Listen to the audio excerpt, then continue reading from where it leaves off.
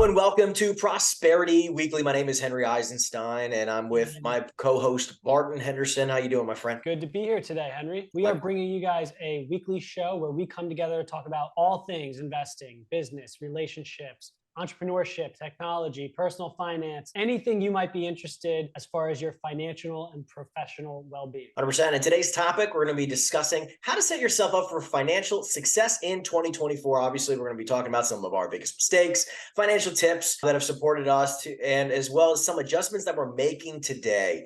So I think the first thing that's most important is people taking action, right? And so the reason I like to start on people taking action is because financial wellness, financial well-being, it's the kind of thing where everybody always goes, well, I'll get to it. You know, I'll set up accounts. I'll eventually invest, right?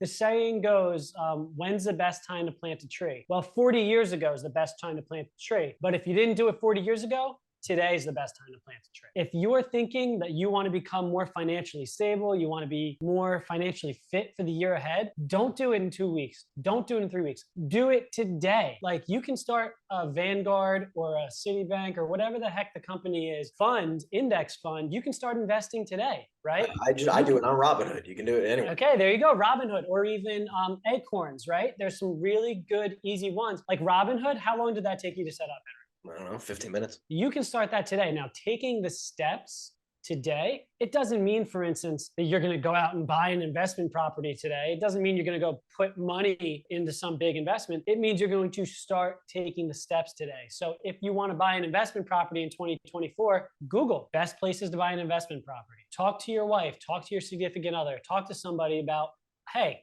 I want to buy an investment property. These are things we need to think about, right? So it's just starting today. It's not putting it off till tomorrow. For me, like I got started doing $25 a day, right? Like that was just a super comfortable place for me, right? I was like, you know, we'll spend $25 a day, or even if you're going to do $5 a day, like you're going to spend money on coffee, you might as well spend money on your future, right? Right. And for some people, it might be $25 a week, right? I mean, whatever the heck it is. You just set something up that's an auto debit, an auto withdraw, an auto something. So it's like it's out of sight, out of mind. Just have it automatically take care of it. You set it up once and you forget about it, right? And then my intention was always like, you know, for me, where I would go from 25 a day, then it was $50 a day, $100 a day, and now it's several $100s a day that just get auto withdraw out of my account. Where like this is just a normal thing, right? Like I'm already spending a ton of money. I already know that, you know, X, Y, and Z is being handled, but now it's like, okay, I know that X amount of money is being invested every day, and I don't have to think about it, because the more I have to actually put energy and effort into it, the less I'm going to do it. And I like how you had mentioned about the investment property thing. It's like, listen, like go get pre-approved, go speak to a commercial lender or residential lender, like go get the first step started. Like I love that. Or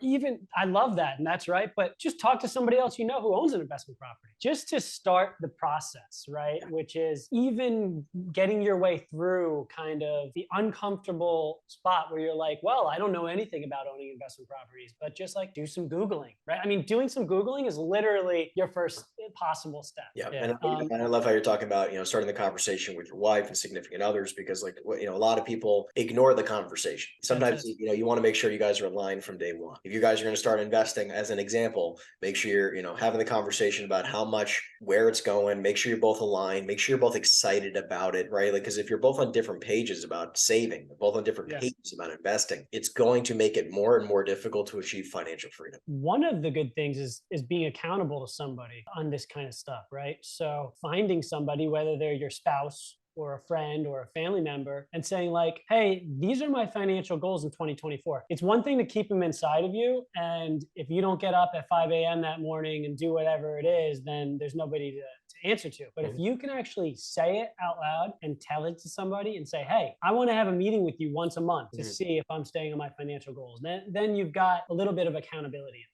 You know? So let's go into the foundation. Yeah. So foundation. I think that if we're going to look at this from a really broad view, what I always like to see people do when it comes to investing. Now, investing is like a really broad term, right? What do we even consider investing, Henry? I mean, like, to me, it's putting money somewhere today so that you have a better chance of having more money in the future. And that doesn't necessarily mean in stocks or bonds or real estate. It's just sacrificing money now for a better gain later. What do you think? Would you agree with that, or what would you call it? I made the mistake of thinking was that wealth is created fast. As much as you can make a good amount of money fairly quickly, or, you know, quickly within a reasonable way of saying it. Creating wealth is the 99%, right? It's a vast majority of the time a very long game, whether it's real estate or the stock market or insurance or whatever, right? Whatever it is, wealth is built over time. And when you have a 20, 30, 40 plus year mentality around building wealth, it allowed me to feel like, take a deep breath and go, wow, like this is actually super achievable if I just think in much longer time frames. Because I was like, oh, I need to be a millionaire in a year. I mean, like obviously with the BS of social media, but they talk about how fast like everyone needs to be rich, right? But like it's like, oh, well, you might be able to make a few $100,000 within the next year, 2, 3, 4, depending on your business. But building substantial wealth, several $1,000,000 or tens of millions of dollars takes time, decades to compound. Yep. I think a lot of people need to be doing and thinking about what their foundation is financially. And what does that look like? Well, I have, because of the stuff I do and that we've done together and things like that, I invest in a lot of like alternative investments, right? Things that aren't on the stock market, things that aren't easily accessible to the public. Property, businesses, things like that. And people always come to me and they say, I want to invest in businesses like you do. And the first thing I say is like, okay, cool. Do you have your foundation right? And they're like, well, what do you mean? Well, are you investing right now? And they'll say something like, well, yeah, I have money in my savings account. And I'm always like, oh no, like that's not the start to investing, right? And so what I see as a foundation, and there might be different views here, but what I personally see as a foundation, and this is like, I would say the bare minimum in this stuff, is if you do have a job for somebody else, or if you own your own company, you're going to have the equivalent of a retirement account. So if it's a job for somebody else, you've got a 401k where you can match funds. If you have matching funds, that's really useful. You get them to match the funds, max out your match, right? Or if you own your own company, you're going to have an IRA or something like that. Now, do I personally advocate throwing money into a 401k or an IRA? Not for everybody. It's not always the right move. But I would say for the vast majority of Americans, that's a decent foundation. I consider really solid liquid life insurance a regular foundation as well. So especially if you have a family and you're growing a family, life insurance, but not life insurance that is term per se. I personally like whole insurance where you can use the money, where you get the tax advantages, where you get all that. I consider that a foundation. I consider a little bit of money in an index fund, whether that's through your 401k or through your IRA, as a foundational thing. Then maybe investment properties, and then you go to alternative investments, right? So that foundation is some kind of retirement account, some kind of protection in life insurance, and then properties, then go to the alternative, right? Versus people saying, oh, I want to go and invest money in all these alternative things right away. I think it's important to have that foundation laid out essentially. And how do you see a foundation? Yeah, so for me, it's slightly different where my philosophy is like invest in what you know, and knowing that like I don't understand index funds at all. I don't understand, like I'm not a big stock market guy. So I have a lot less money in the stock market than I do in real estate. I have life insurance. I've had my experiences, ups and downs, and pros and cons of life insurance. I think life insurance is important. I think obviously I feel like more so for me is not, I think the right way to do it is like you're mentioning. For me, it's more like the way I learned from people like Grant Cardone and other people is like life insurance is life insurance. Real estate is real estate. Investments are investments, and insurance is insurance. Is those, the way mental philosophy I viewed it.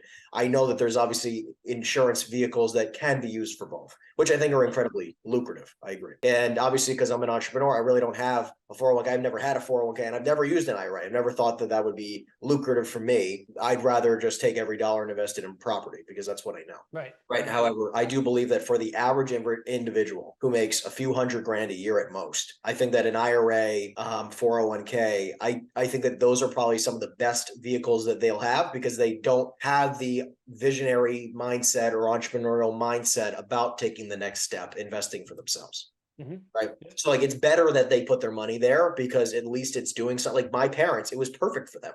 Yeah. Thank God they had the 401k. Thank God they had the IRA. They're not investment minded. Just knowing yourself internally of like what your strengths are, what your weaknesses are. I think it's also, I love that you brought up the alternative investment thing too. And I'd say that that's the foundation. Whether it's someone like you or someone who is, starting out making 50 grand a year or whatever, that's the foundation. And part of that foundation is what a lot of people don't have and don't do, which is having a will, having a living will, making sure that your spouse or significant other knows where all your investments are. I mean, that's something a lot of people don't do. too. You might invest money in an index fund. You might have 10 different investment accounts. You might have 5 different properties. You might have 50 different properties. But if you're not making sure that you have a safe, or that you have a piece of paper and a document or whatever, like letting your spouse know what's going on, then you're not doing the foundational things you need to do. So like a will, a living will, having papers and letting your spouse, and having maybe even an annual meeting where you talk about all that stuff. Like, this is foundational stuff that a lot of people just never really dive into. I think that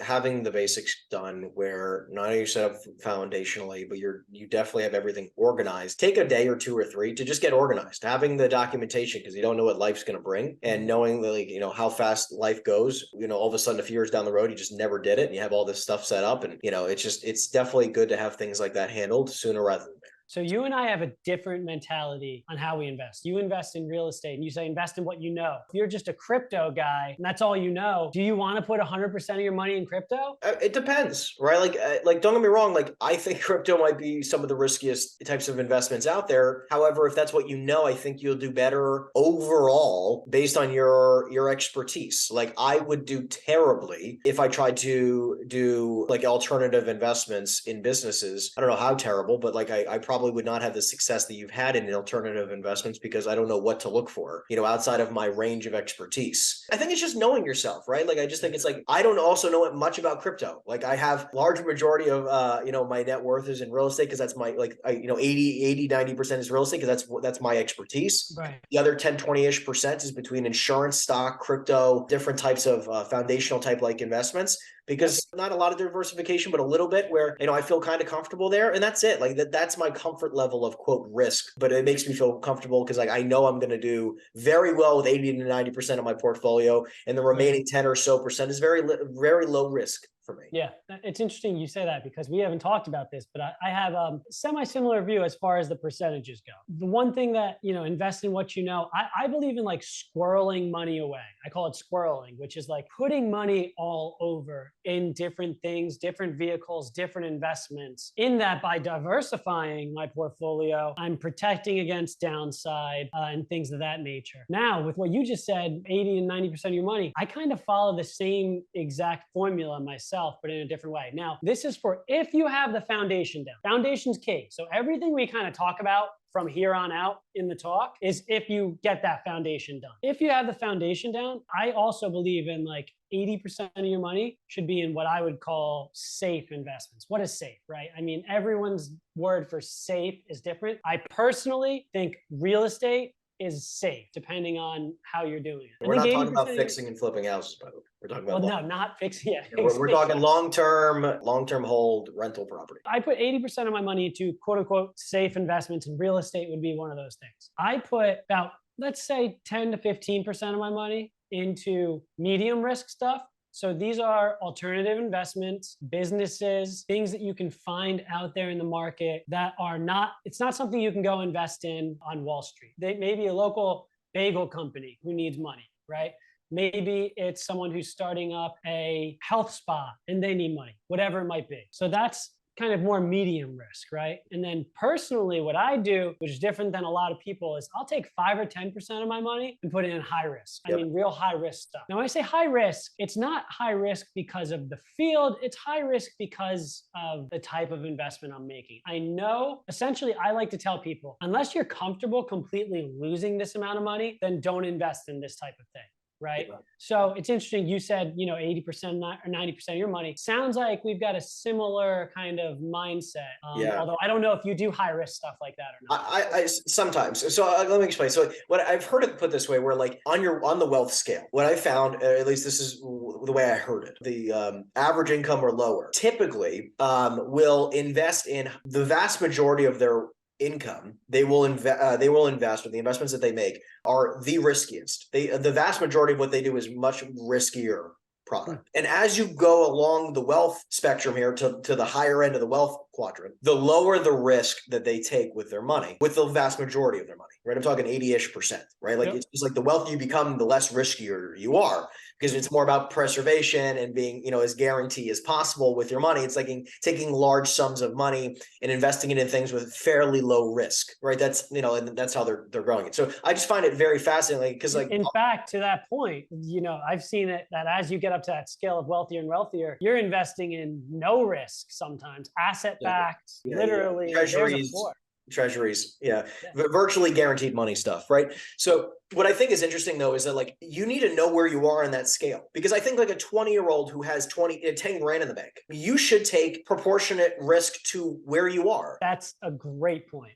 Right. So like, it's like, take your 10 grand, like maybe I'm a little bit more riskier than you might be, but like maybe take 1,000 or 2,000, invest it in yourself, take the remaining 8 and take it an 80-20 split, 80 super risk stuff that you can do really well and 20% long-term, because you have that ability. But like, as you go along the age and the income that you're making, you need to take less risk with more of the money, and kind of go along that line. So like, it's just, that's what I've been trying to adjust with my investment strategy.